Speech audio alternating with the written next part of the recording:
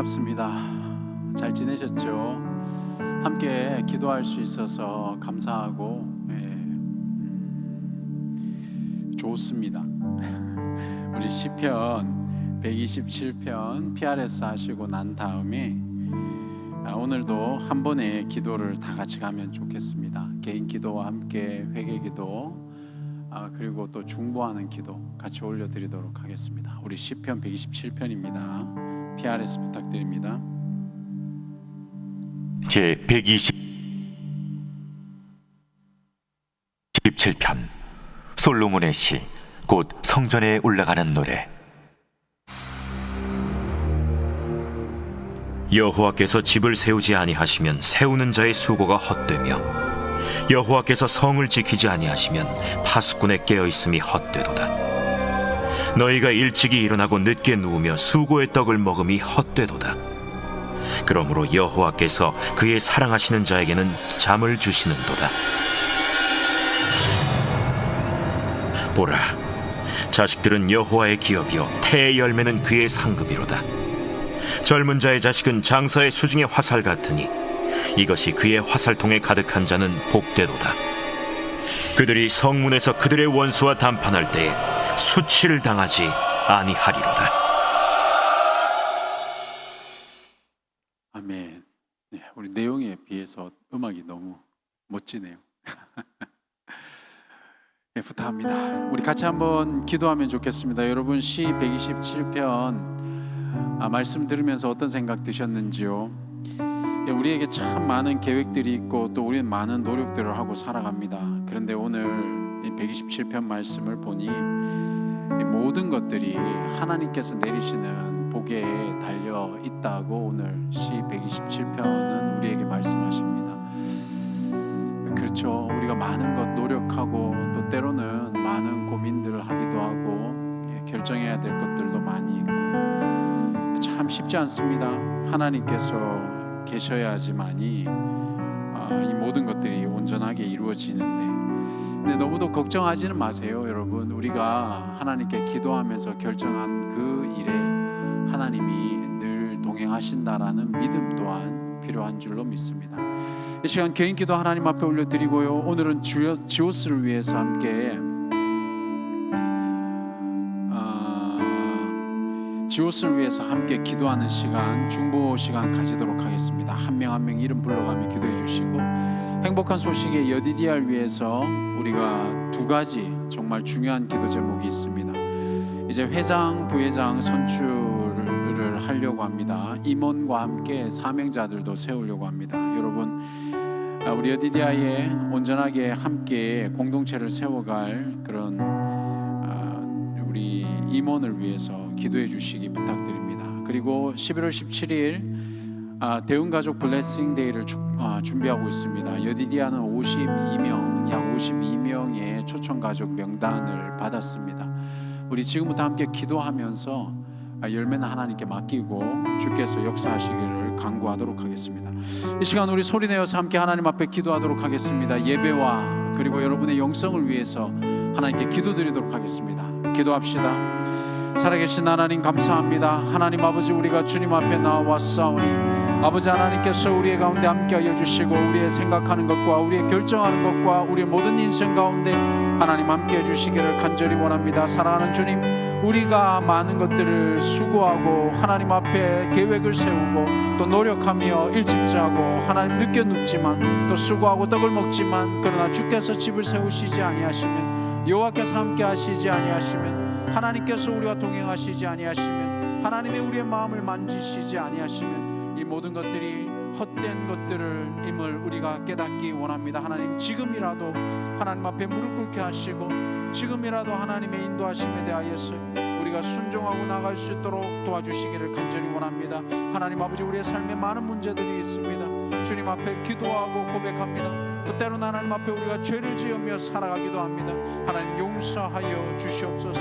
우리의 연약함을 용서하시고 하나님, 우리가 알고 지은 죄와 모르고 지은 죄 하나님 앞에 고백하오니 하나님, 무엇보다 하나님 우리 자신에 대해서 하나님 온전하게 바라볼 수 있는 그러한 영적인 눈을 허락해 주시기를 간절히 원합니다.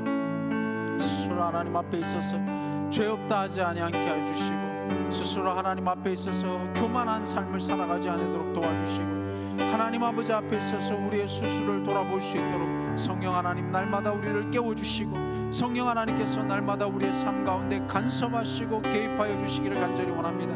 하나님, 인생에 문제가 있습니다. 어려움이 있습니다. 하나님, 참으로 하나님께서 우리의 삶의 문제 해결의 키가 되어 주시기를 간절히 원합니다. 지옷을 위해서 기도하오니 하나님, 지옷 하나님의 인도자질 리더뿐만 아니라 모든 구성원들이 하나님 앞에 있어서 기도하는 하나님의 지오스 찬양팀이 되도록 인도해 주시기를 간절히 원합니다. 기도하는 지오스 되게 해주십시오. 말씀에 깨어있는 지오스 되도록 인도해 주십시오. 무엇보다 하나님과 동행하는 지오스 되게 해주십시오. 교만하지 아니하며 겸손하게 해주시고, 하나님 일하는 사람들이 아니라 영혼을 섬기는 하나님 지오스가 될 수 있도록 크게 들어 사용하여 주시기를 간절히 원합니다. 이제 하나님 요디디아 가운데 또 2025년도를 허락하실 주님을 찬양하고 기대합니다. 하나님 아버지 함께하여 주십시오. 우리에게 임원들을 세워주시고 사명자를 세워주시고 하나님의 진도자들을 세워주셔서 하나님 이 공동체 요디디아가 하나님께서 주시는 사명들을 감당할 수 있는 꿈이 있는 공동체가 되고, 하나님 이것을 이끌어갈 수 있는 하나님의 백성들, 하나님의 지도자들 세워주시기를 간절히 원합니다. 하나님, 바라옵기는 대응가족 블레싱데이 가운데 함께하여 주시기를 간절히 원합니다. 우리가 기도하는 하나님 기도 속에 함께하여 주시옵소서. 우리가 영혼을 품고 있습니다. 하나님, 우리의 가족들을 초대합니다. 또 목장의 장결자들을 초대합니다. 하나님, 지금부터 하나님 우리가 기도하는 여디디아 되게 해주시길 원합니다. 영혼을 품고 기도하게 하여 주시옵소서. 하나님, 한 영혼이라도 주께 돌아오는 역사가 일어나도록 하나님 은혜를 베풀어 주시옵소서. 하나님 감사합니다. 우리의 기도를 들으실 주님을 찬양합니다. 우리가 주님께 전심을 다하여 찬양하고 또 하나님께 기도하고 말씀을 듣고 또 결단하는 그런 예배 자리 되도록 인도하여 주십시오. 하나님, 우리가 주님 앞에 나오기에 부끄럽지만 주의 보혈로 덮어주시고 아버지 하나님 앞에 무릎 꿇는 여디디아 되도록 인도하여 주시옵소서. 예배를 사모하는 여디디아, 또 하나님을 사랑하는 여디디아 되도록 주님 복을 내려 주시옵소서. 예수 그리스도 이름으로 간절히 기도드리옵나이다. 아멘.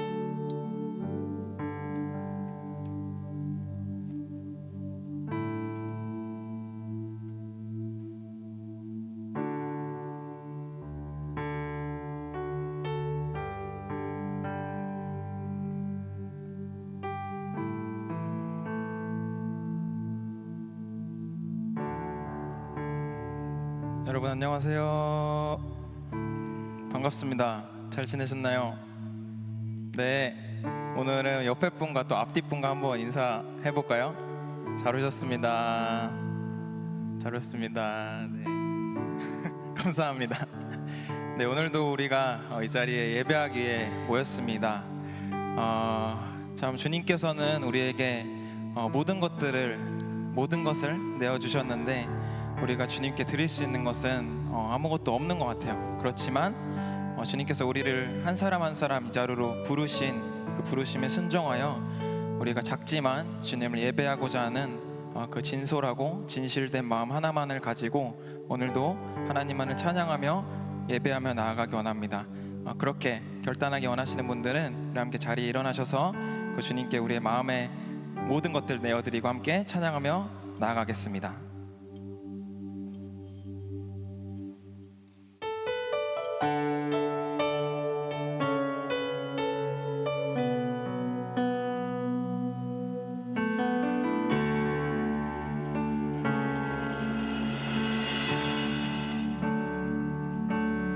나의 맘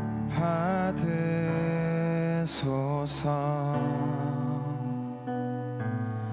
오셔서 주님의 저소 삼으소서.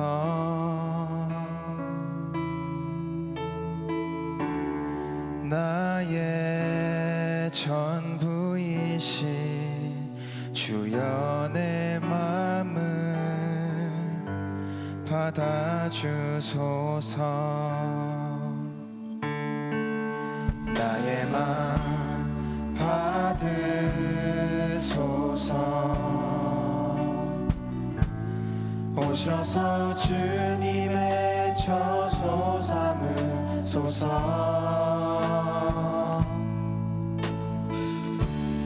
나의 전부이신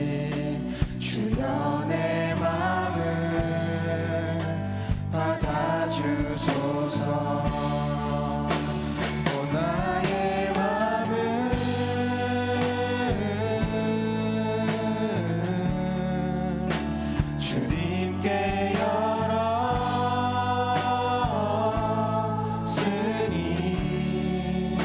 주여 내게 오셔서 내 맘에 거하여 주옵소서. 주가 기뻐하는 주의 성전 되게 하소서. 나의 맘 받으소서.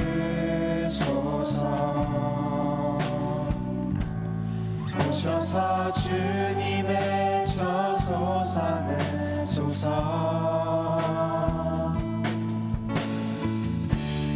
나의 전부이신 주여 내 맘을 받아주소서. 오 나의 맘을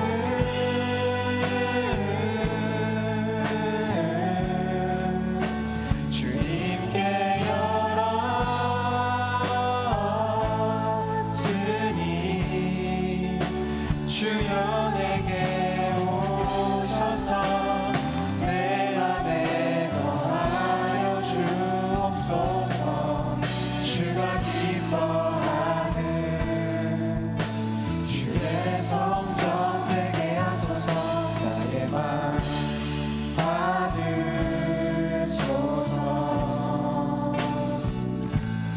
오셔서 주님의 저소 삼으소서. 나의 전부이신 주여 내 맘을 받아주소서. 주님 내 마음을 받아주시옵소서. 주여 내 맘을 받아주소서. 주여 내 맘을 받아주소서. 우리 함께 이 시간 예배를 위해 마음 모아 기도했으면 좋겠습니다. 우리가 주님께 온전히 드릴 수 있는 것은 아무것도 없지만 이 시간 주님의 부르심에 순종하여 예배 가운데 나아갑니다. 우리가 진실되고 정직한 마음으로 이 시간 나아가게 하시고 주님의 은혜만을 구할 수 있는 예배 되게 하여 주십시오. 우리 이러한 마음으로 이러한 제목 가지고 함께 예배를 위해서 기도하며 나아갑시다. 주님, 우리가 주님께 드릴 것은 아무것도 없지만 우리가 이 마음 하나만을 이 시간 주님께 올려드립니다. 이 마음 또한 우리가 우리 안에 거짓됨과 주님 앞에 정직하지 못한 마음이 있다면 하나님 이 시간 우리의 마음을 새롭게 하여 주시고 주님을 향하여 우리가 뜨거운 마음으로 열정 가지고 나아갈 수 있도록 인도하여 주시옵소서. 그냥 반복되는 예배 가운데서 주님, 우리가 주님을 향한 열정과 소망을 잃는 것이 아니라 예배를 통해 우리에게 말씀하시고 우리를 깨닫게 하실 주님을 우리가 기대하며 나아갈 수 있도록 인도하여 주시옵소서. 주님 예배를 사용하여 주시고 하나님 예배를 우리의 마음을 받아주시옵소서.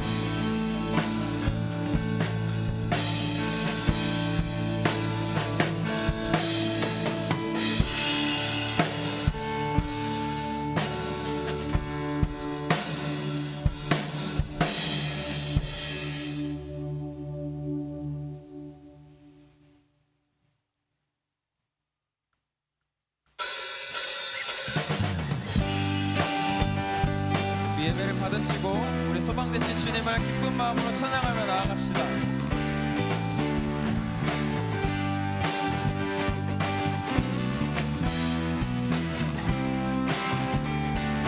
주님의 크신 사랑, 주님의 크신 사랑 찬양해. 나의 힘과 능력이 되신 주, 나의 모든 삶 변화되었네. 크신 주의 사랑 찬양해. 주님 한 분만으로, 주님 한 분만으로 나는 만족해. 나의 모든 것 되신 주님 찬양해. 나의 영원한 생명 되신 예수님 목소리 높여 찬양해. 다시 한번 주님 한 분만으로 나는 만족해. 나의 모든 것 되신 주님 찬양해. 나의 영원한 생명 되신 예수님 목소리 높여 찬양해. 주님의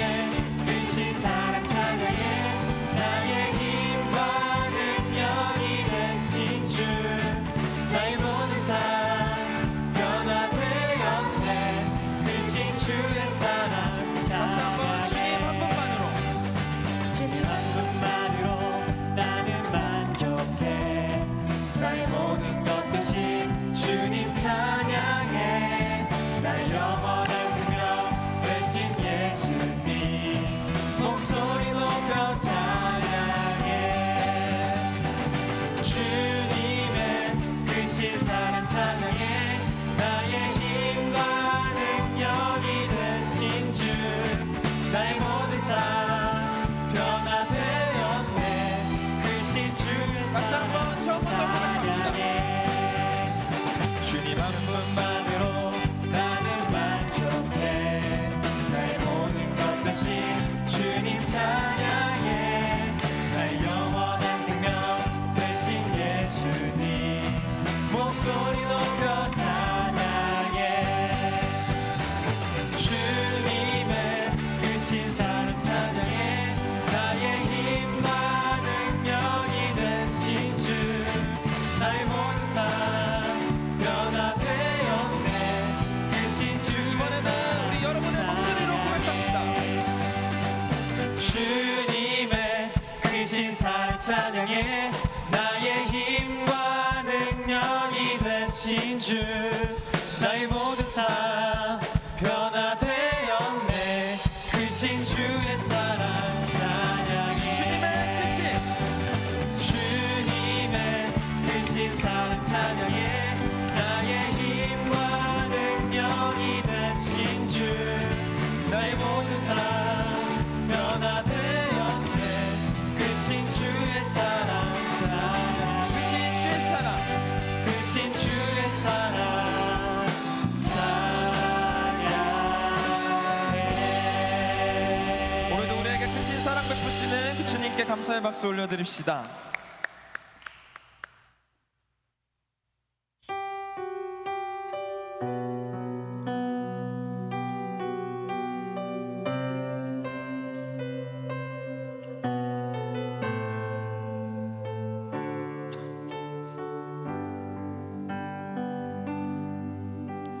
주님 제 마음이 너무 둔해서 주님을 볼 수 없습니다. 이 땅에 속하여 이 땅만 보다가 주님 손을 놓쳤습니다. 나는 나그네로 왔는데 왜 주저앉게 되었나 나는 정직이인데 언제부터 내 삶의 주인이 되어버렸나 믿음이 없이는 믿음이 없이는 기쁘시게 못하나니 고된 수고도 다 헛될 뿐이라 믿음이 없어서 무너진 삶의 모든 자리에 다시 주님을 기다립니다. 다시 한번 고백합시다. 주님 제 마음이 너무 둔해서 주님을 볼 수 없습니다. 이 땅에 속하여 이 땅만 보다가 주님 손을 놓쳤습니다. 나는 나그네로 왔는데 왜 주저앉게 되었나 나는 정직이인데 언제부터 내 삶의 주인이 되어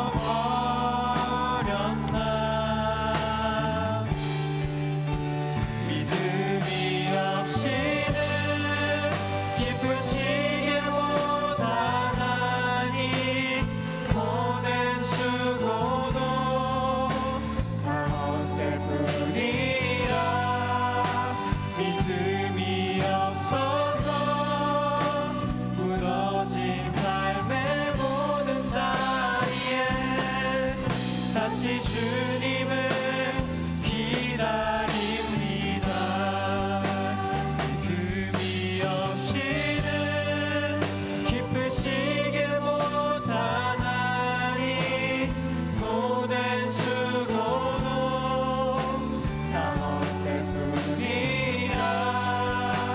믿음이 없어서 무너진 삶의 모든 자리에 다시 주님을 기다리. 믿음이 없이는 기쁘시게 못하나니 고된 수고도 다 헛될 뿐이라. 믿음이 없어서 무너진 삶의 모든 자리에 다시 주님을 기다리. 주님은 우리에게 말씀하고 계십니다. 사랑한다 아들아, 내가 너를 사랑하노라. 사랑한다 내 딸아, 내게 축복 더하노라. 사랑한다 아들아, 내가 너를 사랑하노라. 사랑한다 내 딸아, 내게 축복 더하노라. 믿음 없는 우리의 모습 그대로 오늘도 부르시고 우리를 사랑한다 말씀하시는 주님을 이 시간 예배합시다. 우리의 마음 깊은 곳까지 우리가 진정으로 믿고 있는 대상이 주님이신지 돌아보기 원합니다. 나의 생각과 경험, 열정을 의지하지 않고 주님만을 의지하고 바라보는 믿음 가지고 살아갈 수 있도록, 주님을 향한 사랑이 회복될 수 있도록 이 예배를 사용하여 주시옵소서. 우리 이러한 제목 가지고 주님만을 구하며 함께 나아갑시다. 주님 이 시간 주님을 구합니다.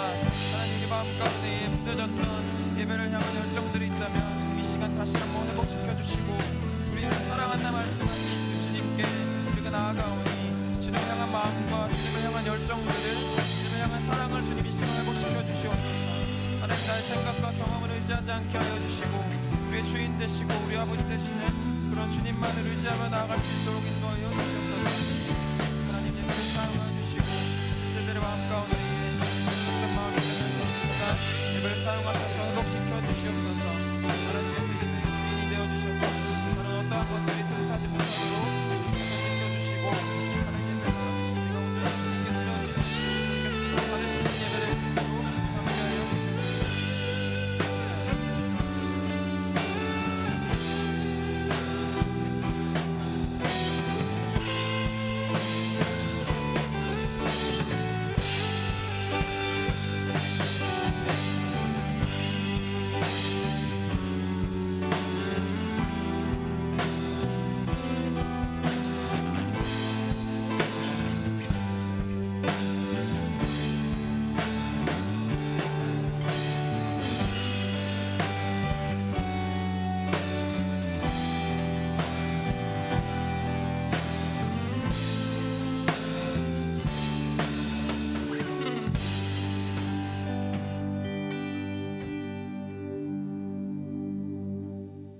기도드리겠습니다. 말씀이 육신이 되어 우리 가운데 거하심에 우리가 그의 영광을 보니 아버지의 독생자의 영광이요 은혜와 진리가 충만하더라. 죄인인 우리를 구원하시려고 육신이 되어 오신 하나님 아버지 감사드립니다. 죽을 수밖에 없는 우리를 사랑하시어 예수 그리스도를 알게 하고 믿는 마음을 주심으로 구원받을 수 있게 하시니 감사드립니다. 사람이 무엇이 간데 주께서 저희를 생각하시며 인자가 무엇이 간데 주께서 저희를 돌보시나이까. 도저히 가늠할 수도 없고 갚을 수 없는 은혜 감사드립니다. 하나님, 우리 목장이 교회의 한 지체로서 맡은 바 일을 잘 감당하게 하시고 화목하게 아름다운 교제를 나누는 목장이 되게 하시고 교회 밖에서는 우리들의 착한 행실이 세상 사람들에게 본이 되어 하나님께 영광을 돌리게 도와주시옵소서. 우리를 향해 세상의 빛과 소금이라고 하신 하나님 아버지, 우리가 세상의 빛과 소금으로서 그 역할을 잘 감당하게 도와주시옵소서. 황폐하고 어두워져 가는 이 세상에서 우리가 친히 빛이 되어 사람들의 발길을 비추게 하시고 삭막하고 썩어가는 이 세상에서 우리가 친히 소금이 되어 사람들의 부패를 막는 역할을 하게 하옵소서. 이 시간 말씀을 전하는 정국한 목사님의 입술을 주께서 주관하시사 듣는 이마다 헛된 것에 마음 쓰지 않고 주님 알기 최선을 다하며 긍휼과 사랑으로 하나가 되게 역사하여 주시옵소서. 목사님의 말씀에 능력을 더욱 부어주시어 그가 말씀을 전하는 곳에 예수 그리스도가 전파되게 하시고 그가 말씀을 전하는 곳에 하나님의 놀라운 역사가 일어나기를 원합니다. 예배의 끝 시간까지 주님께서 주관해 주실 줄 믿으며 예수 그리스도의 이름으로 기도드립니다.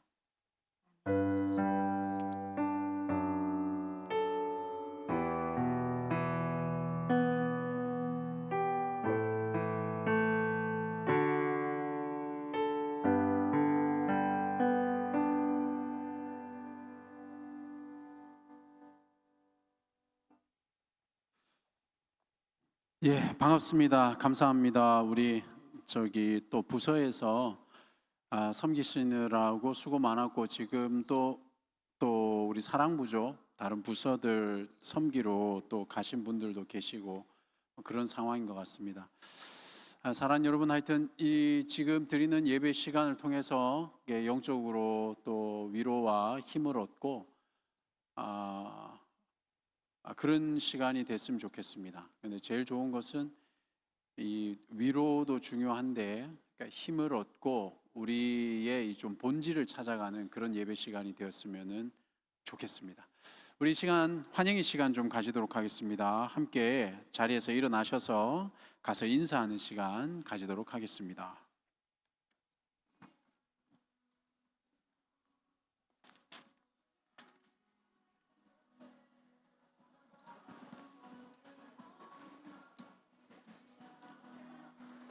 예, 처음 오신 분들도 계시거든요. 감사합니다. 이렇게 많이들 일어나 주셔서 처음 오신 분들에게 가서 또 인사해 주시고요. 자기 소개해 주시면 됩니다. 예. 안녕하세요.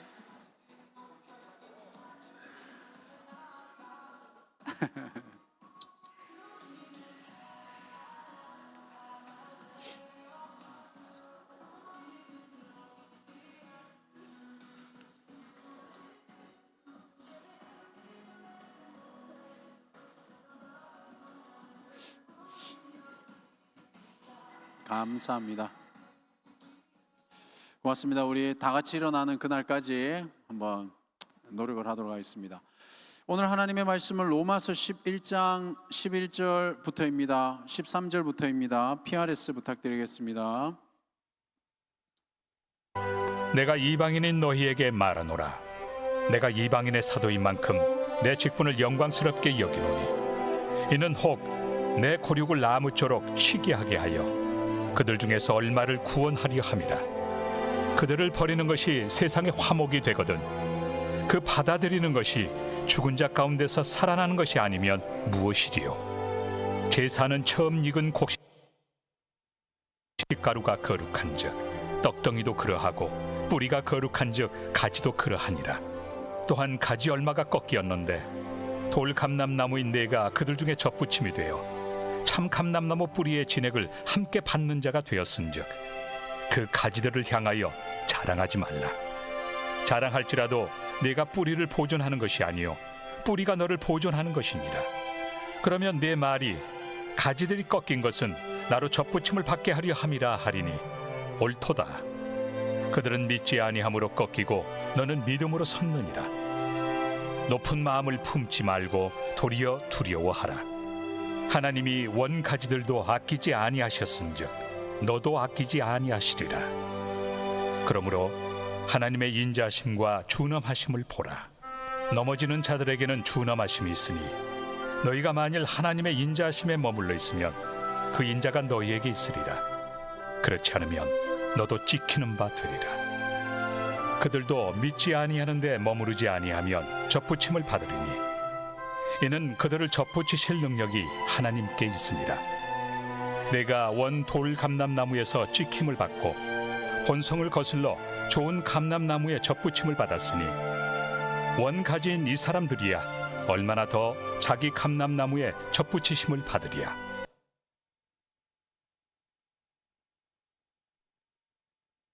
예, 이거 두 번에 걸쳐서 다음 주까지 오늘 본문을 좀 다뤄보겠습니다. 근데 오늘 다뤄야 되는 내용이요, 조금 뭐 어려운 내용 없죠. 느낌적으로 어려운 내용은 없습니다. 근데 오늘 다루는 내용이 쉽지 않습니다. 여러분은 아마 또 못 들어본 분들도 꽤 많을 거라고 저는 추측이 됩니다. 뭔지 그런 내용을 한번 좀 다뤄보겠습니다. 여러분 13절 보시면 내가, 여기서 나라는 것, 내가라는 것은 바울이죠. 이방인인 너희에게 말하노라. 내가 이방인의 사도인 만큼 내 직분을 영광스럽게 여기노니. 사도 바울은 유대인이잖아요. 유대인인데 실제로는 이방인들을 위해서, 그러니까 이 이방인은 누굽니까? 결국에 우리들도 이방인에 포함이 되죠. 그러니까 이방인을 위해서 그 역할을 감당하고 있는 사람입니다. 그러니까 기본적으로 사도 바울은 자기가 하고 있는 역할에 대한 여기 나와 있잖아요. 영광스럽게 여기고 있다라고 생각을 하고 있지 않습니까? 여러분, 저는 이 부르심을 뭐라고 표현을 할까요? 하나님께서 제게 주신 사명이 분명히 있습니다. 분명히 있는데, 그런데 그것을 제가 원한다고 해서 다 하지는 못해요. 못할 때가 많거든요. 뭐 상황이라는 게 늘 그렇죠. 그런 심정인 것 같아요. 바울은 지금 제가 설명을 조금 더 드리겠지만, 자기가 이방인의 사도, 이방인들에게 전도하는 이 직분을 감당하기 때문에 이스라엘이죠. 그래서 뒷부분에 가면 원가지 뭐 이런 접붙임 이런 얘기가 나오는 게 그런 배경인데요. 내가 이방인들을 대상으로 사역을 하고 있기 때문에, 웃지 마세요. 삑살이 났다고. 자, 이방인들을 대상으로 사역을 하고 있기 때문에 이스라엘을 사랑 안 하는 게 아닌 겁니다. 이 마음이 이해되시죠? 예, 이 두 가지가 이해가 돼야 돼요. 실제로 제가 결론에 가서도 오늘 이 부분을 좀 강조해서 하는 건데요. 우리가 같은 공동체 안에 있지만 여러 가지 이유로 자꾸 손이 안으로만 들어가죠. 그래서 내 거, 내 사람, 뭐 내가 영향을 미치는 어떤, 그렇죠? 그러니까 이런 것들에 들어가는데 실제로 그런 바울은 그런 마음을 얘기하는 게 아닙니다. 나는 하나님의 부르심이 나로 하여 이방인으로 이렇게 사역을 하게 하지만 그렇다 해서 나의 혈족인 이스라엘 향한 마음은 변함이 없다는 게 14절입니다. 이는 혹 내 고륙을, 이 고륙이라는 것은요, 헬라어로는 사르카라는 단어인데 육체인 겁니다. 여러분, 근데 이 고륙이, 그러니까 육체를 따라서도 우리 혈족 이렇게 생각을 하면 되겠죠. 육체. 그런데 우리가 로마서 7장에도 이 육체라는 단어가 나오거든요. 그러니까 육체는 어떤 특징이 있습니까? 연약하죠. 인간의 본성이 있고 그 본성은 또 연약하고 그것을 상징하는 것, 그게 이제 육체를 뜻하는 겁니다. 그런데 또 연약하다라는 것은 또 어떤 연약함이 있습니까? 우리는 모두 다 죄의 영향을, 이 죄의 유혹과 죄의 공격을 받고 있고, 그런 그 공격들 때문에 실제로는 대부분이 내적 갈등을 겪고 있는, 이게 바로 육체가 갖고 있는 의미입니다. 그러니까 육체 그러면은 그냥 이렇게 보이는 살, 이게 전부 다가 아니죠. 여기서 말하는 골육, 육체라는 것은. 이해되시죠? 그러니까 이 이스라엘의 혈족일 뿐만 아니라 영적인 의미로서도 이제 육체라는 게 요 안에 포함이 되어 있죠. 그래서 내 고륙을 아무쪼록 시기하게 하여 그들 중에 얼마를 구원하려 함이라. 그러니까 이 표현이 읽으면 이해는 되는데 설명하라 그러면 또 설명이 안 되는 게 이런 표현이죠. 알딸딸하게. 뭐 아닌 것 같은데 그러면 자 둘씩 짝을 지어서 한번 설명해 주십시오. 자 14절의 뜻은 이런 뜻이야. 옆 사람한테 한번 설명해 보도록 하겠습니다. 자 제가 시간 드리겠습니다. 시작. 이 14절의 뜻은 어떤 뜻이야? 한번 좀 설명해 주시겠습니다. 설명하라 그러면 이렇게 얘기하죠. 자, 이 14절은 시기하게 해서 그들 중에 얼마가 구원받게 하려는 거야. 이렇게 설명하죠. 그건 설명이 아니잖아요. 그건 읽어준 거잖아요. 그렇죠? 여러분 여기 이 말은 이렇게 되는 겁니다. 바울이 시기하게 했다. 내 고류, 그러니까 이스라엘이 유대인들이 시기하게 했다라는 건 뭐죠? 바울이 지금 이방인에게 복음을 전하고 있지 않습니까? 근데 이방인에게 복음을 전한 그 영광을 보면서 그것을 보는 이스라엘이 어떻게 저런 영광이 있지라는 시기가 일어나서 그래서 유대인들 중에 대부분 우리 하나님의 대부분 복음을 받아들이지 않은 유대인들이 그런 이방인들의 영광의 모습을 보고서 시기해서 그 중에 적어도 얼마를 적어도 일부라도 돌아오게 하기 위해서 나는 지금 11절 이방인의 직분을 이렇게 열심히 감당하고 있다라는 게 지금 13절과 14절의 내용인 겁니다. 목사님 그게 뭐 그렇게 중요합니까? 엄청 중요합니다. 여러분 이것을 이 깊이를 이 말씀의 깊이를 온전하게 이해한 것과 이해하지 못한 것은 적용이 달라지기 때문에 너무 중요한 거죠. 바울은 지금 내가 이방인 직분을 감당하고 있지만 내 혈족에 대해서도 잊은 적이 없다. 그런 마음을 얘기하고 있는 거예요. 그럼 왜 이렇게 열심히 하느냐? 이런 영광을 보고 잃어버린 나의 형제들이 며칠이라도 돌아오면 좋겠다라는 게 지금 14절인 겁니다. 그래서 그들을 버리는 것이 세상의 화목이 되거든 그 받아들이는 것이 죽은 자 가운데서 살아나는 것이 아니면 무엇이리요? 라고 되어 있는데요. 여기는 지금 주어가 빠져 있잖아요. 그들을 버리는 것이 누가 버렸다는 겁니까? 하나님께서. 그들은 누구죠? 이스라엘을 얘기하는 거죠. 유대인을 얘기하는 겁니다.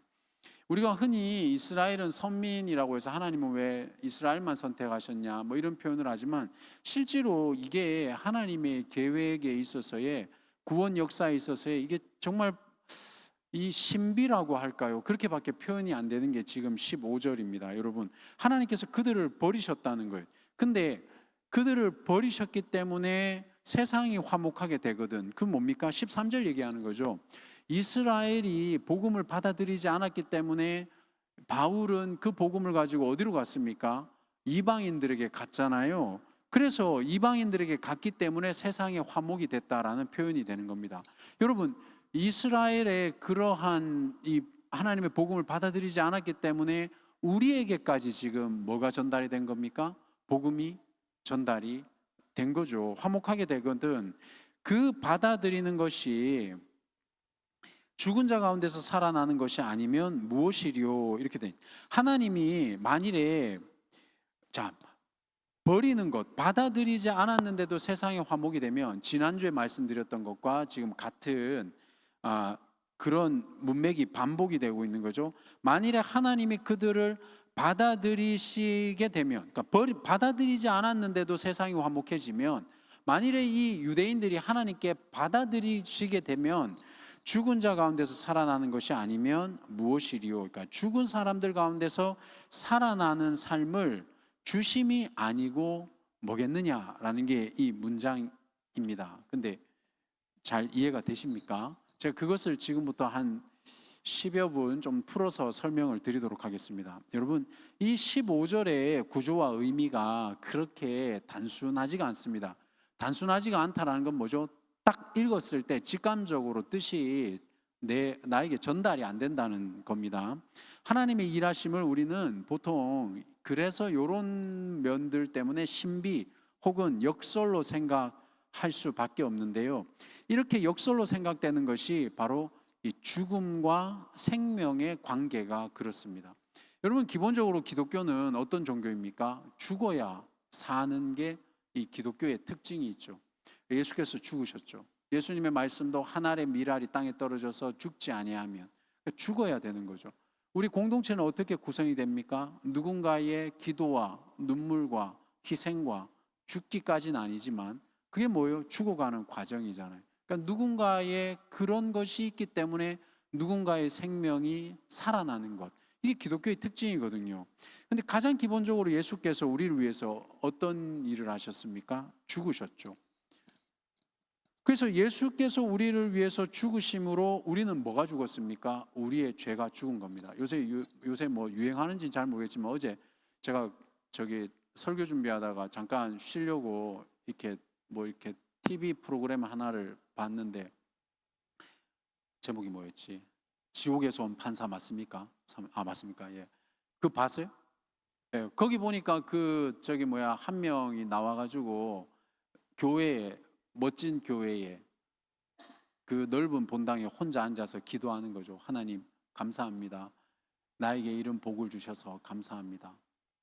그리고 다른 사람들이 정확하진 않아요. 딕션이 누리지 못하는 거 내게 주셔서 감사합니다. 근데 이 사람이 살인자였던 것 같아요. 극 중에 저도 이제 설명하는 거 들었었는데, 그리고 이제 그 지옥에서 온 판사가 묻는 거죠. 뭐 이렇게 그 살인자에 대해서 얘기를 했을 때 살인자가 이런 말을 합니다. 나는 신께 용서받았다. 자, 이런 게 기본적으로 기독교를 아주 스포일드 시키는, 오용시키는 그런 내용입니다. 여러분, 우리의 죄가 우리 편하자고 사함 받는 게 아니거든요. 그렇지 않습니까? 대부분의 사람은 내가 성도들 중에도 죄인이라는 의식이 없는 것도 문제여서 문제지만, 여러분, 우리의 죄가 이런 식으로 하나님 앞에 그냥 소위 그것을 이제 그냥 이렇게 기도하면 다 끝납니까, 여러분? 물론 가장 예수께서 우리 위해서 죽으셨기 때문에 우리의 죄의 문제가 해결된 것은 맞습니다. 그러나 그게 그런 형태는 아니죠. 죄값을 치러야 되는 거 아니에요? 어떻게 치르는 겁니까? 사람을 죽이면 안 되잖아요. 드라마상에서 볼 때는. 맞지 않습니까? 그죠? 제가 며칠 전에 새벽 예배 때도 잠깐 그런 얘기를 했지만, 어떤 분하고 제가 상담을 했는데 그 사람이 하나님께서 주신 복이다라고 저에게 간증했던 것, 그거 근데 세상에서는 불법이거든요. 하나님이 불법을 복으로 주실까요? 그럼 하나님이 뭐가 되는 겁니까 도대체? 그러니까 이런 문제의식이 없어요, 우리한테는. 여러분, 우리 다 같이 기도하잖아요. 수능 잘 보게 해달라고, 중간고사 잘 보게 해달라고. 근데 1등은 한 명뿐이잖아요. 하나님 누구 기도 드려야 되는 겁니까? 그죠? 그러니까 이런 문제의식이 없는 거예요. 그게 지금 여기에 나와 있는 거죠. 근데 기본적으로는요, 본질적으로는 예수께서 죽으셨기 때문에 우리의 죄가 죽은 거는 맞습니다. 그렇죠? 그렇기 때문에 사도 바울도 얘기했잖아요. 마음대로 죄 짓고 살아라는 뜻이 아니라는 겁니다. 자, 그런데요, 그게 중요한 게 아니니까. 그리고 여러분, 예수께서 부활하심으로 우리도 그분을 따라서 뭘 얻었죠? 부활과 생명을 얻었잖아요. 이 원리가 방금 15절에 반복되는 겁니다. 로마서에서 빈번하게 거듭되는 이 애굽의 바로 있지 않습니까? 이 바로의 완악함 때문에 누가 구원을 얻었습니까? 이스라엘이 구원을 얻었잖아요. 지금 오늘 읽었던 13절, 14절, 15절의 말씀이 이 역설을 얘기해주고 있는 겁니다. 하나님의 계획, 하나님의 구원을 이끌어 가시는 모습. 바로가 완악했기 때문에 누가 풀려났어요? 이스라엘이 구원을 받았잖아요. 그렇기 때문에 우리는 이 하나님의 주권과 구원 섭리에 대해서 하나님을 정말 신뢰하지 않는다면 이런 이해가 안 되는 구절들이 성경에 많이 있다라는 것을 알 수 있죠. 여기서 이해하기 힘들다라는 것은 뭡니까? 이 말이 틀렸다가 아니라, 성경에 있는 구절이 틀렸다가 아니라 인간의 지각으로는 이해하기 힘들다라는 측면이 분명히 있다라는 겁니다. 자, 그럼 15절 본문이 바로 그런 겁니다. 예수가 십자가에서 버려지심으로 우리가 하나님과 화목을 이루었잖아요. 지금 이 구조가 이해되시죠? 예수가 십자가에 버려졌는데 우리는 예수님의 고통에 대해서 생각하는 사람 잘 없죠? 그냥 우리는 하나님과 화목을 누렸다는 별로 감격이 없는 화목만 누리고 있죠. 여러분, 우리가 누리는 화목이라는 것은 예수께서의 그 처절한 고통의 대가인데, 자, 그런데 이 고륙, 사르카라고 했던 이 고륙, 바울의 종족이자 메시아의 육체를 따르는 이 이스라엘이 15절에 뭐라고 했어요? 버려졌다 그랬잖아요. 하나님이 이스라엘을 버린 겁니다. 버려서 어떤 일이 일어났습니까? 세상과 화목을 이루신 겁니다. 또한 예수가 죽음에서 부활하심으로 우리도 부활의 영광을 기대하고 있지요. 지금 제가 반복해서 설명한 거 느낌 오시죠? 그걸 지금 15절에서 뭐라고 얘기합니까? 그 받아들이는 겁니다. 그러니까 누군가가 죽었기 때문에 누군가가 살아나고, 누군가가 살아나니까 다시 그 살아나는 반대급부에 또 다른 그 살아남을 따라가서 영광을 같이 누리게 되는 이 하나님의 놀라운 이 역사를 보고 있는 겁니다. 그 받아들이는 것, 즉 하나님께서 이스라엘을 받아들이심으로 어떻게 됩니까? 복음을 받아들이게 하심으로 이제는 이스라엘에게도 죽은 자 가운데서 살아남과 같은 원리가 적용이 되는 겁니다. 우리가 예수의 부활로 말미암아 부활이 일어나듯이 이스라엘을 받아들이니까 이 이스라엘에게도 죽은 자 가운데서 살아남과 같은 그런 원리가 이루어진다는 게 15절의 말씀인 거죠. 이 말씀이 여러분 조금만 눈을 높여서 보시면 12절에 반복됩니다. 그들의 넘어짐이 누구죠? 이스라엘이죠. 이스라엘의 넘어짐이 세상의 풍성함이 되고, 그러니까 넘어졌는데도 세상이 풍성하면 그들의 충만함은 얼마나 더하겠는가라는 게 지금 12절에서는 또 다른 표현으로 우리에게 말씀하는 거죠. 하나님의 경륜은 이렇게 우리가 생각하는 것과 다른 겁니다. 무슨 뜻입니까?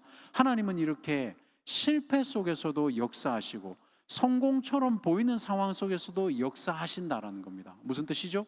하나님은 이스라엘을 버려지게 하셔서 구원이 이방인에게 이르는 일이, 이게 11절에서는 죽음이라면 이스라엘을 15절에서는 받아들이셔서 이스라엘을 회심을 일으키는 것이 바로 부활과 같은 역할인 거죠. 그런데 여러분, 이 원리와 방식이 지금 바울만 얘기했느냐? 그렇지 않다는 겁니다. 이거는 구약이나 지금이나 달라지지가 않았다는 거죠. 마치 우리가 하나님께 집중하지 않고 하나님 아닌 것에 집중할 때, 하나님은 우리가 집중하는 하나님 아닌 것을 치셔서 우리를 다시 돌이키게 하는 원리와 똑같은 겁니다. 이해되세요? 여러분, 우리가 하나님께 집중하지 못하고 하나님께 집중하지 못하게 만드는 것이 있지 않습니까? 그러면 하나님이 어떻게 하신다고요? 우리가 하나님이 아닌 것에 집중하는 것을 치신단 말이에요. 그래서 이것을 치심으로 말미암아 다시 하나님께로 돌이키는 거죠. 여러분, 근데 이게 우리 지금 현대를 살아가는 크리스찬과 우리 청년들에게는 정말 필요한 내용인 겁니다. 이게 이해가 되셔야 되는 겁니다. 우리는 지금 하나님을 사랑한다라는 말로 실제로는 나의 육을 쫓아서 내가 원하는 것들을 추구하고 있거든요. 그럼 하나님 어떻게 하십니까? 우리가 원하는 것들을 치시는 거죠. 그럼 하나님이 원하시는 게 뭐예요? 내가 이거 쳤으니까 하나님이 깔깔거리고 웃고 계실까요? 아니죠. 하나님이 원하는 것은 네가 돌이키라는 거예요. 그래서 신명기 32장 21절에 이렇게 되어 있습니다. 그들이 하나님 아닌 것으로 내 질투를 일으키며 허무한 것으로 내 진노를 일으켰으니, 우리로 치면 하나님 아닌 것에 우리가 집중하니까 하나님이 그것 때문에 질투하시고 분노하신다는 겁니다. 나도 근데 백성이 아닌 자로, 이방인인 거죠. 그들에게 시기가 나게 하며 어리석은 민족으로 그들의 분노를 일으키리로다. 이게 이스라엘에게 지금 로마서 15장에도 유대인에게 똑같은 방식인 거죠. 유대인이 하나님의 구원 계획 안에 들어오지 않으니까 유대인을 버리시고 이방인을 채택하셔서 이방인의 잘 되는 모습을 보고 유대인들이 시기해서 다시 그들 중에 몇몇이라도 돌아오게 만들겠다라는 게 하나님의 구원 계획이라고 바울이 얘기하고 있는 겁니다. 근데 그게 바울만 말하는 게 아니라 이 신명기에도 구약의 원리나 신약의 원리나 똑같다라는 겁니다. 그래서 여러분, 이게 한때 이 본문의 원리를 우리가 제대로 이해한다라면, 여러분, 한때 유행했던 그런 유행어가 있잖아요. 바보야, 문제는 땡땡이야, 이런 거 들어보셨죠? 그럼 지금 오늘 본문이 우리한테 뭐라고 얘기하는 겁니까? 바보야, 문제는 너가 하나님을 신뢰하지 않는 게 문제야. 다르게 표현하면요, 바보야, 문제는 하나님 아닌 것을 신앙하는 게 문제야. 또 다르게 표현해 볼까요? 제가 바보야, 문제는 허무한 것을 쫓는 게 문제야 라고 지금 로마서 15장은 우리에게 말씀하고 계신 거예요. 그러면 왜 시기하게 하시는가라는 것에 우리는 의문을 가지게 되는 겁니다. 이것은 우리에게 중요한 것을 시사하고 있습니다. 우리가 바울에게서 간과하기 쉬운 것이 뭐죠? 바울은 비록 이방인 사도로 부름받아서 지금 사역하고 있지만 로마서에서 분명히 밝히고 있듯이 바울은 자신의 고륙, 그러니까 동족들이 하나님에게로 돌아오기를 간절히 바라고 있다는 사실을 우리는 기억해야 되는 겁니다. 그래서 이스라엘이 이방인들이 복음을 받아들이고 은혜로 빚어지는 과정을 보면서 나도 저들이 가진 것을 가지고 싶어라는 시기하는 마음으로 그 마음이 생겨서 하나님에게 돌아오기를 바라고 있다. 이게 무슨 말입니까? 은혜는 여러분 결코 이 한 그룹에서 끝나는 것이 아니다라는 게 그 문맥 속에 숨겨져 있는 의미라고 저는 생각을 하는 거죠. 그러니까 은혜라는 것은요, 언제나 흘러 넘쳐서 옆으로 흘러가게끔 해야 되고 그 역사에 쓰임 받는 게 우리여야 된다는 겁니다. 만일에 우리가 은혜를 우리 안에만 가두고 있고 은혜를 흘러가지 않게 하시면 하나님이 우리를 치셔서 그 은혜를 다른 이에게 주시고 우리가 받아야 될 은혜를 다른 이가 받는 모습을 보면서 아, 나도 저 자리에 가고 싶다라고 시기하게 만든다라는 겁니다. 여러분, 은혜는 언제 받는 겁니까? 지금 받는 겁니다. 여러분, 마치 우리로 치면 이런 겁니다. 목장 모임이 잘 되는 목장은 언제나 어떤 생각을 가지고 있어야 되냐면 주변에 그 은혜를 나눠서 영향력을 어떻게 끼칠까를 고민해야 되는 거예요. 우리는 좋으니까 우린 이렇게만 더 있어야지. 그게 아니죠. 어떻게 하면 우리 공동체가 더 하나가 되고 서로를 건강하게 세워줄까라는 고민을 할 수 있어야 되는 겁니다. 반면에 목장 모임이 잘 안 되는 목장은 시기하여서 더욱 열심을 내어서 우리도 어떻게 하면 다른 목장처럼 은혜를 흘러 넘치게 만들 수 있을까라는 고민을 해야 되는 겁니다. 아이씨, 안 되네. 우리는 뭘 해도 안 되네. 이게 아니라 여러분, 그런데 안타깝게도요, 제가 여러 번 말씀드렸지만 이게 우리가 넘어가야 될 우리뿐만 아니라 많은 청년 사역을 하는 교회의 문제이기 때문에 저는 지적하고 싶습니다. 그렇게 은혜가 흘러 넘쳐야 되는데도 불구하고 우리는 관계라는 이름으로 자기 패거리를 만드는 일을 서슴지 않게 하고 있다는 거예요. 어떻게 하면 시기하기까지 은혜를 끼칠 수 있을까를 고민하는 것이 바울의 태도요, 우리가 배워야 하는 자세인데 사역이란 이름으로 자기 패거리를 만들고, 그죠? 사역이라 이름으로 감정을 이렇게 뭐라고 그래야 될까요? 감정의 유희를 느끼고 이런 사람들이 너무 많죠. 저도 언제나 조심하는 겁니다.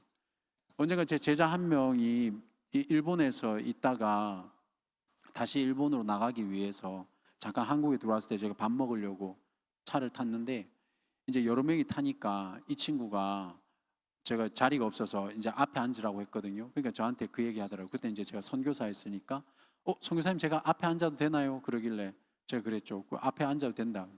그 친구가 저한테 한 얘기가 그건 거예요.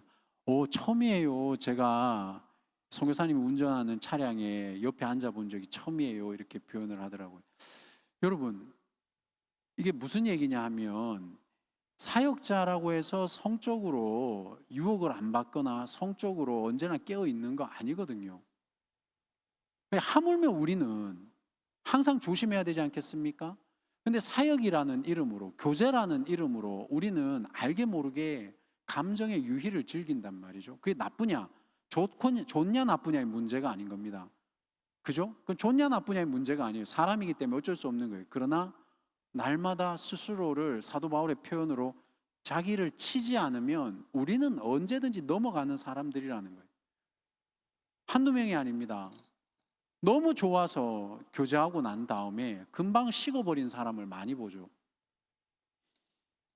자, 어떻게 하면 우리의 고민은, 오늘 본문은 이걸 던지는 겁니다. 어떻게 하면 시기하기까지 은혜를 끼칠 수 있을까를 고민하는 것이 바로 바울의 태도요, 우리가 배워야 하는 자세라는 것. 다르게 말하면 시기하지만 말고, 잘 안 되는 사람들은 시기하지만 말고 어떻게 하면 나는 혹은 우리 공동체는 더 은혜를 끼치는 자리에 들어갈 수 있을까? 이걸 고민해야 되는 거죠. 여러분, 우리가 기도의 자리에 왔을 때에 하나님 안 만나 주시네가 아니라 하나님 만나려고 우리가 최선을 다해야 될 거 아니에요. 찬양할 때 같이 찬양하시고 기도할 때 같이 기도하시고, 근데 찬양할 때 뭐 핸드폰 보고 있고 말씀 드려야 될 때 딴 생각하고, 그럼 어디로 은혜가 들어가겠습니까? 앞에서 말씀이 선포되고 기도가 선포되면 내 생각은 내려놓고 저 말씀에 순종해야지 은혜의 자리로 들어가는 거지. 앉아가지고 뭐 찬양을 저렇게 하냐, 뭐 말씀은 왜 저래, 이러면 들어가고 싶어도 들어갈 은혜가 없다고. 물론 성령께서 감당하시면 하시겠지만, 여러분, 우린 지금 임원을 세우고 목자를 세워야 하는 중요한 시점에 와 있습니다. 이것은 일종의 인사 문제인데요, 우리들이 건강한 리더로 성장하기 위해서는 경영과 인사에 관한 공부가 필요합니다. 그래서 저는 리더십이 중요하다고 생각을 하거든요. 저는 개인적으로 그래서 성측, 예측, 모형이라는 책을 좋아합니다. 그 책을 보고 많은 인사이트를 받고 도움을 얻기도 했는데, 그 책에서 말하는 조직은요, 독일과 같은 이런 네트워크 기반의 시스템이 건강하고 분산된 의사결정이 소진을 줄이고 협업을 촉진한다라는 게 그 책에서 나와 있는 그 인사 관련해서 아주 중요한 인사이트거든요. 지금 기업마다, 중소기업은 더한데요, 팀장을 세우려고 하면 팀장의 리더십도 없지만 팀원들 구슬리는 것도 쉽지가 않은 거예요. 공부를 안 한다는 뜻인 거죠. 그럼 지금 여러분, 여기서 말하는 이 네트워크 기반의 시스템을 우리는 안 배웠고 정의를 못 들었을 뿐이지, 실은 우리의 목장 구조가 이 시스템 구조입니다.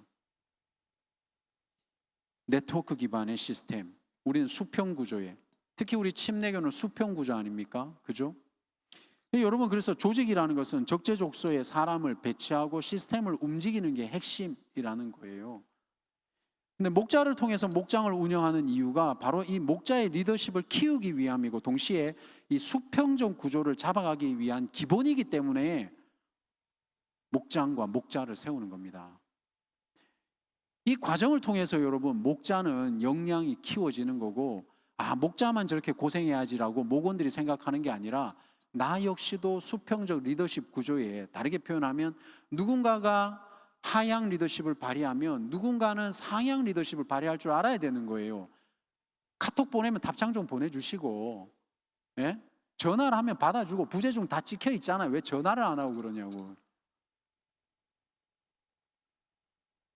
뭐 이게 우리 목자가 문제 있어요. 목자가 문제 있는 거 아니에요. 목원도 문제 있다고요, 여러분. 수평적 구조라는 건 그걸 말하는 겁니다.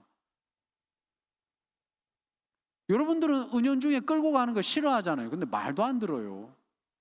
그러면 여러분은 은연중에 수평적 구조가 될 수 있는 준비가 안 돼 있는 거예요. 이게 이제 제가 우스갯소리로 한 얘기지만 그런 게 변태라고 표현을 하는 거죠. 여러분, 2024년도를 돌아볼 때 제가 크게 묵상하고 있는 게 몇 가지가 있는데, 그 중에 하나가 우리 공동체를 세워가기 위한 그 시스템을 만드는 것. 저는 이게 정말 중요하다고 생각을 합니다. 계속 이것을 관심을 가질 겁니다. 그런데 이 시스템은 우리 수준만큼 만들 수 있기 때문에, 왜 그렇습니까? 여기는 프로 구단이 아니잖아요. 제가 여러분 돈 주고 하이어하고 파이어 시키는 사람이 아니잖아요. 구성원 모두의 능동적인 자세와 그리고 대의를 볼 수 있는 그런 시야 수준이 필요하다는 겁니다. 다음으로 제가 고민 갖고 있는 게 신방입니다. 사역자의 정체성은 다양하고 사역 철학은 다양하다고 생각하는데, 여러분, 저는 여러분을 목양하는 것이 저의 존재의 이유입니다. 여러분을 목양한다는 건 뭐죠? 결과를 통보받는 게 아니라 과정 속에 함께 있는 게 저의 존재의 이유라는 겁니다. 이것은 저 혼자 할 수 없기 때문에, 그래서 현실적인 이유로 동역자를 세우는 겁니다. 그게 뭡니까? 제자 양육을 하고 목자를 세우고 임원을 세우고 사명자를 세우고 동역자를 세우는 거예요. 내가 하기 싫은 일을, 위임이라는 것이 많이 오용이 되어 있는데, 내가 하기 싫은 일을 그 사명자들이나 임원들한테 갖다 던져주는 게 아니라 여러분들을 목사만큼이나 권위를 인정해주고 있다라는 겁니다. 내 일을 떠넘긴 게 아니라 나와 같은 심정으로 함께 목양을 하자라는 것이 목자를 세우는 것이요, 임원을 세우는 것이요, 사명자를 세우는 겁니다. 그렇게 목자가 있음에도 불구하고 여러분, 본질적으로는요, 여러분들이 저를 필요로 할 때는 언제든지 연락을 주셔야 되는 거예요. 근데 제가 감사하게도 몇 분들은 저를 너무 사랑하기 때문에 제가 그런 얘기 좀 많이 들었거든요. 최근에 목사님 너무 바빠서요. 목사님 너무 바빠 보여요. 그래서 연락을 못 하겠어요. 여러분, 그 감사하지만 그건 저를 위하는 길이 아닙니다. 이 목양에 게으른 목사가 감히 주님 앞에 어떻게 설 수 있겠습니까? 그러다가 여러분들이 떠나버리고 나면 도대체 나는 누구를 위해서, 그리고 무엇을 위해서 저는 바쁜 사람이어야 되는 겁니까?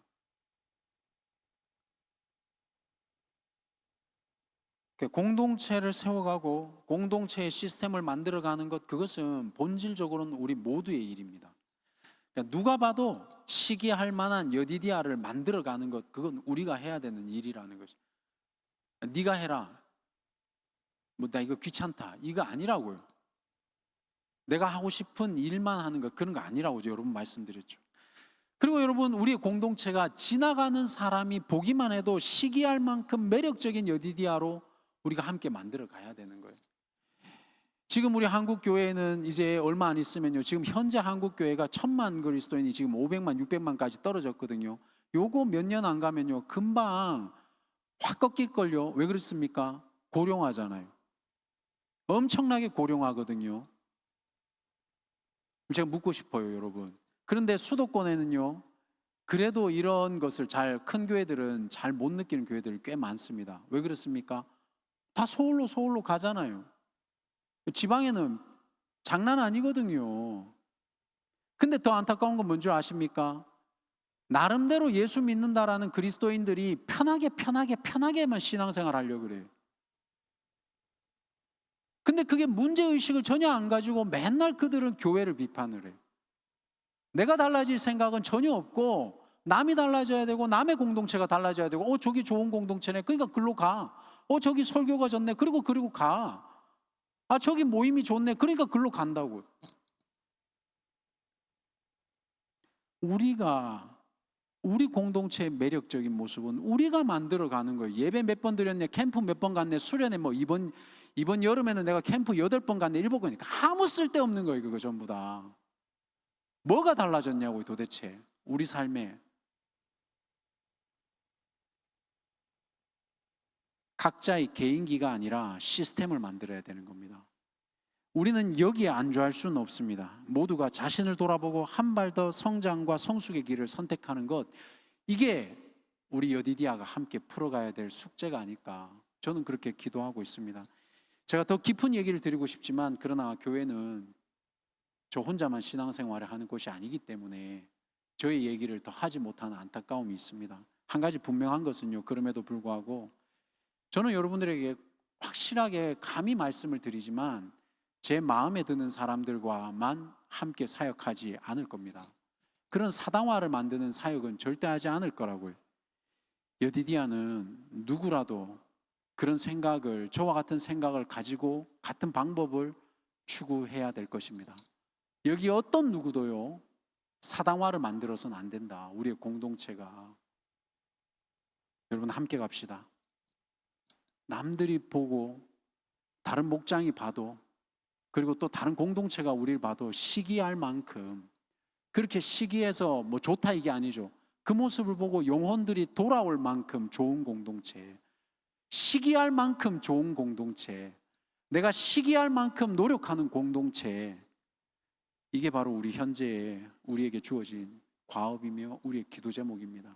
사랑하는 여러분, 교회 몇 년 다녔다, 캠프 몇 년 했다, 아무 쓰잘데기 없어요. 지금이라도 넘어질 수 있는 게 인간이고 사람이고, 저 역시 마찬가지고. 사랑하는 여러분, 언제나 겸손하게 하되 그렇다 해서 영적인 하나님을 향한 도전을 멈추지 말아 주십시오. 기도하겠습니다. 하나님 감사합니다. 오늘 로마서 11장 말씀을 통하여서 우리 사랑하는 여디디아 공동체와 함께 말씀을 나누었습니다. 하나님 얼마나 우리를 사랑하십니까? 그리고 우리 공동체가 얼마나 영향이 있는 공동체입니까? 주님도 더 기뻐하시고 그것을 알고 계신 줄로 믿습니다. 저도 인정합니다, 주님. 그러나 하나님, 우리가 여기에 머물지 않게 해주십시오. 하루에 한 번씩 우리 자신을 깨트리게 해주시고, 하나님은 한 달에 한 번씩 우리 자신을 무릎 꿇게 하여서 하나님이 기뻐하시는 여디디아 공동체를 함께 만들어가게 해주시고, 이거면 족하지, 이 정도면 되지, 그런 생각을 스스로에게 갖게 하는 것이 아니라 하나님 앞에서 우리 스스로를 돌아볼 수 있도록 하나님 감동을 허락해 주시기를 원합니다. 지금은 주 예수 그리스도의 은혜와 하나님의 사랑하심과 성령의 교통하심이 오늘 하나님이 보시기에도 시기가 나는 그런 열정과 성장과 성숙이 있는 여디디아가 되기를 갈망하고 사모하는 우리 공동체의 머리 위에 지금부터 영원토록 함께 하시길 우리 주님의 이름으로 간절히 축원하옵나이다. 아멘.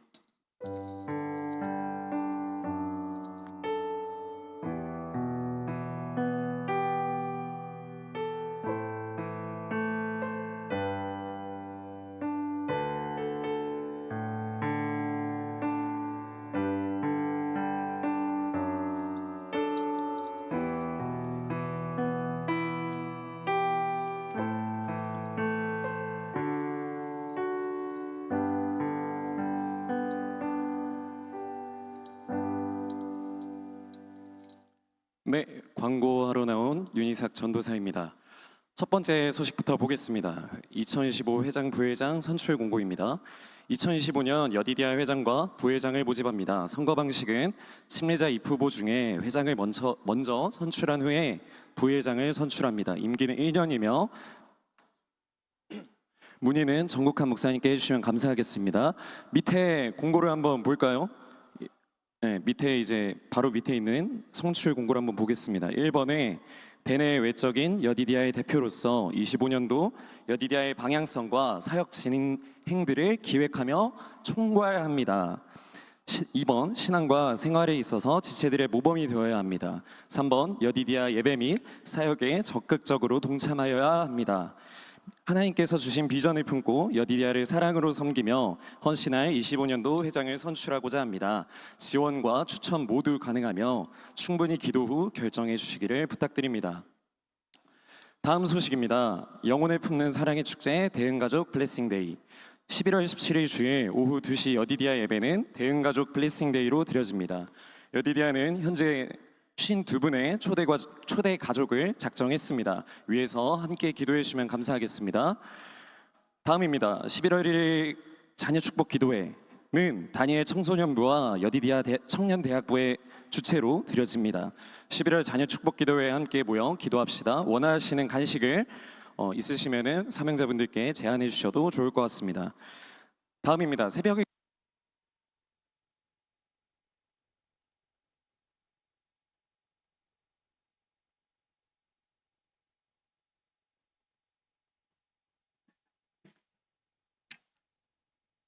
네, 사고가 있었습니다. 새벽을 깨우는 여디디아 10월 여디디아 새벽 예배 일정은 주보를 확인해 주시면 감사하겠습니다. 그리고 예배 후에 희망자는 해장국을 함께 드시면 되겠습니다. 목사님과 함께. 너무 가고 싶죠? 5시 40분에 이동합니다. 다음입니다. 사명자 모임 안내입니다. 오늘 사명자 모임은 없습니다. 다음입니다. 새가족. 네. 처음 오셨거나 목장 편성이 필요하신 분들은 저에게 찾아와 주시면 감사하겠습니다. 말씀 암송하고 마무리하도록 하겠습니다. 오직 성령의 열매는 사랑과 희락과 화평과 오래 참음과 자비와 양선과 충성과 온유와 절제니 이 같은 것을 금지할 법이 없느니라. 갈라디아서 5장 22절에서 23절 말씀. 아멘. 목장 때 뵙겠습니다.